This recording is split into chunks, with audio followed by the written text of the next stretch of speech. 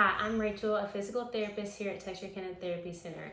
Today we're going to be talking about toe walking.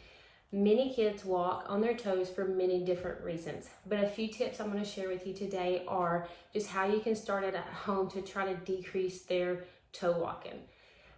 No matter what their age is, we try to start to gently stretching their calf muscles and their hamstrings. So depending on their age, if they're very young, we will help stretch them. So we just usually lay them down and we will slowly push their foot up back towards their head to start stretching that calf muscle, because as they walk on their toes, they will get tight.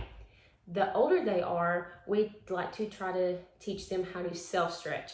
So self-stretching will put their toes up on a little lip or even in a door frame where they can pull to that door frame and they can stretch their calves.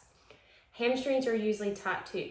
So usually we help them with that, where once again, we lay them down, and I know you've seen before how we will take their leg, keep it straight, and we try to push it up back towards their head, but don't go too far, just go where they have a nice little stretch. When they walk on their toes, of course, they don't like to sit down in their heels very well. So some tips that we like to start out with in physical therapy is that we will have them start doing squats, whether they're young, very, very young, or whether they're older, whether we get them to squat down and pick up a toy, or if they're old enough, we simply do squats. We don't like them to compensate, so we just start very, very slow and into a good squat where they will keep those heels on the ground. Another thing that we do is standing on one leg. If they stand on one leg, a lot of times they will sit down in that heel. And if not, we kind of help them get in that heel. We work on that also because they tend to have decreased balance. So it's a 2-for-1 with that one of standing on one leg to weight better in that heel, but they're also working on their balance. Another thing we like to do are simply bear walks. Bear walks is when they're on their hands and their feet and they're walking on all four. They get a nice stretch.